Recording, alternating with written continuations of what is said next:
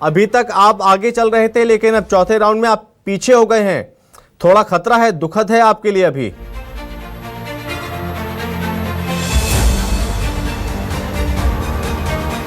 देखिए, ये चिंता जैसी कोई बात है नहीं। जहां तक सवाल दतिया उपचुनाव का है, तो दतिया उपचुनाव में मतगणना के पहले ही राउंड में बीजेपी ने बढ़त ली थी। हमारे सीतापुर मंडल एरिया से, जहां बीजेपी पिछले चुनाव में उसे कम वोट मिले थे और कांग्रेस को बढ़त मिली थी, उस मंडल में हम लोगों ने इस बार बढ़त बनाई है। हमें 5000 वोट वहां प्राप्त हुए हैं। तो ये हम लोग बड़े आश्वस्त हैं कि बीजेपी एक बड़ी जीत वहां दर्ज कराएगी। लेकिन ये जरूर है कि 10-12 राउंड के बाद ये तस्वीर साफ होने वाली है। कांग्रेस जैसी पार्टी, जिसके पास अपनी अंतर कलह से ग्रस्त, गुटबाजी में व्यस्त और बिखरी हुई कांग्रेस, जिसके पास बूथ पे बैठने वाले कार्यकर्ता तक नहीं है, ऐसी पार्टी जीत का सपना देखना छोड़ दे। वह बीजेपी निश्चित रूप से मुख्यमंत्री डॉक्टर मोहन यादव सरकार के कामकाज के बलबूते चुनाव में है। जनता को उन पर और डबल इंजन की सरकार पे भरोसा है। निश्चित रूप से बीजेपी वहां विजयश्री का वर्ण करेगी। ठीक है, और इस बीच हमें ज्वाइन कर रहे हैं कांग्रेस प्रवक्ता हैं संतोष गौतम जी। संतोष जी, बहुत स्वागत है आपका। संतोष जी, अभी जल्दबाजी होगी बधाई देना, क्योंकि अभी तो काफी मतगणना बची हुई, कई राउंड की बची हुई है। लेकिन अच्छी खबर आपके लिए है कि चौथे राउंड के बाद कांग्रेस प्रत्याशी आगे हो चुके हैं 33 वोट से। यह फासला बहुत बड़ा नहीं है अभी। निश्चित ही ये बात तो है कि ये फासला अभी बहुत बड़ा नहीं है और बहुत जल्दी कोई जश्न किसी भी पार्टी को मनाना नहीं चाहिए। मैं ये कह रहा हूं कि भारतीय जनता पार्टी अगर वहां पर मजबूत होती, तो एक तो पहली बात तो कि पिछला चुनाव जीती होती, और अगर पिछला चुनाव नहीं जीती होती तो उन्होंने अपने कैंडिडेट को फिर से रिटेन किया होता। लेकिन नरोत्तम मिश्रा का टिकट काटने से ही लग रहा था कि भारतीय जनता पार्टी के जो सर्वे रिपोर्ट्स उन्होंने कराई है वो बहुत बुरे आए हैं, और इसीलिए उन्होंने नरोत्तम मिश्रा को मैदान से हटाया। लेकिन जो अगला प्रत्याशी ये मैदान में लाया उसको कोई जानता ही नहीं था। यही कांग्रेस की जीत की बहुत बड़ी आधार बनेगी। मैं ये निश्चित रूप से कह सकता हूं कि घनश्याम सिंह जी की जो इमेज है बहुत ही एक सज्जन पुरुष की, बहुत ही अच्छे जनसेवक की रही है। और ये पूरा दतिया का जो उपचुनाव है ये इस बात पर हो रहा है कि पिछले जितने भी वर्षों में नरोत्तम मिश्रा का वहां पर राज रहा, दतिया को किस तरीके से पीछे धकेला गया विकास की दौड़ में, और इसीलिए आज कांग्रेस को पूरा समर्थन मिल रहा है। और पिछला चुनाव भी हम ही जीते थे, ये भारतीय जनता पार्टी को याद रखना चाहिए। ओके, उज्जवल जी, थोड़ा आप मुझे समझाइए सर इस चीज को लेके। क्या ये कहा जाए कि राजेंद्र भारती को बलि का बकरा बनाया जा रहा है? पहली चीज ये, और दूसरी चीज ये, अगर बीजेपी इफकेस जीतती है तो ये जीत का श्रेय किसे माना जाएगा? क्या नरोत्तम मिश्रा के गले में ये जीत का श्रेय डाला जाएगा या नहीं?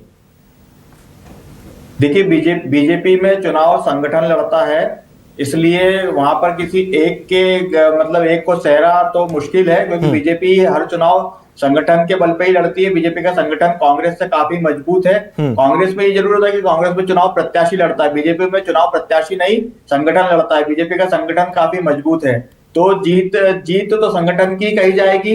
हेमंत खंडेलवाल के नेतृत्व में पहला चुनाव होने जा रहा है, तो ये जीत उनकी भी कही जाएगी, कहीं ना कहीं संगठन की जीत ही कही जाएगी। और कांग्रेस में ये शुरू से रहा है कि कांग्रेस मतलब जब हारने की स्थिति में आती है तो वो कुछ न कुछ एन प्रकार के आरोप लगाना लगती है। पर यहाँ पर राजेंद्र भारती को जो बलि का बकरा बनाने की बात जो हो रही है वो कुछ हद तक सही भी कही जा सकती है, क्योंकि वे एक पिछले चुनाव में जीते हुए प्रत्याशी थे। वो कोर्ट ने उन्हें सजा दी, जिसके बाद उनका चुनाव रद्द हुआ, तो वो कहीं न कहीं किसी न किसी तरह से एक मतलब नुकसान देने की स्थिति में तो है। इसलिए कांग्रेस के प्रत्याशी जो आरोप लगा रहे हैं उनमें कुछ थोड़ी बहुत सच्चाई तो हो सकती है, पर अभी जब तक चुनाव के परिणाम ना आ जाए तब तक इस बारे में बहुत कुछ कह पाना मुश्किल है। ठीक है, ओके। उज्जवल जी, बहुत धन्यवाद आपका हमसे बातचीत करने के लिए, हमसे जुड़ने के लिए, अपनी बात रखने के लिए। थैंक यू सर आपका। और विवेक जी, मैं आपके पास लौट रहा हूं, थोड़ा बताइए कि आपका गेम बिगाड़ने की कोशिश किसने की है?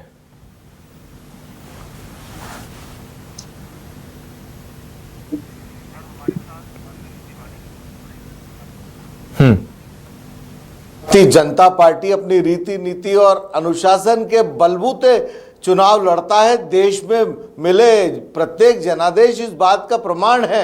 मोदी जी की डबल इंजन और प्रदेश की मोहन यादव सरकार, डबल इंजन की सरकार में जनता को भरोसा है। जनता ऐसे अपराधी को चुनकर वैसे ही छला वो अपने आप को पा रही है कि कांग्रेस के विधायक की निरस्त हुई इस बात को लेकर कि वो जनधन पे डाका डालने वाला है, अपराधी निकला। तो जनता ऐसी कोई भूल करने वाली नहीं है। और कांग्रेस तो सिर्फ इस नरोत्तम मिश्रा जी के फैक्टर या भावना, बीजेपी के कार्यकर्ताओं की क्षणिक भावनात्मक प्रतिक्रिया के बलबूते चुनाव में, बल्कि कांग्रेस तो इस बात की भी तैयारी कर चुकी है कि हार का ठीकरा किस पर फोड़ा जाए। जीतू पटवारी का एक अराजक बयान कि पुलिस प्रशासन समझ ले, मैं ये कर दूंगा वो कर दूंगा, फिर राजेंद्र भारती के खिलाफ अनुशासनात्मक कार्रवाई, स्टार प्रचारकों का गायब होना, बिखरी हुई कांग्रेस एक तरफ, दिग्विजय सिंह कांग्रेस है एक तरफ, उमंग सिंगार कांग्रेस है एक तरफ, जीतू पटवारी कांग्रेस है। ऐसी पार्टी को अपनी साख बचाना, जो रचनात्मक विपक्ष का दर्जा भी खो चुकी है,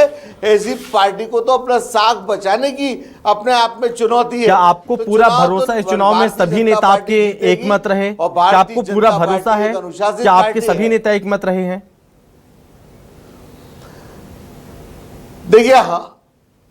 देखिए हमें हमारे भारतीय जनता पार्टी के एक अनुशासनात्मक ढांचे पर पूरा विश्वास है। ठीक है। उसकी रीति नीति और उसके काम करने के तरीके पर विश्वास है। ओके। और हमें उतना ही हमारे कार्यकर्ताओं नेताओं पर विश्वास है कि वो पार्टी की दी हुई लाइन से कभी बाहर ठीक है, नहीं वरिष्ठ जाते। पत्रकार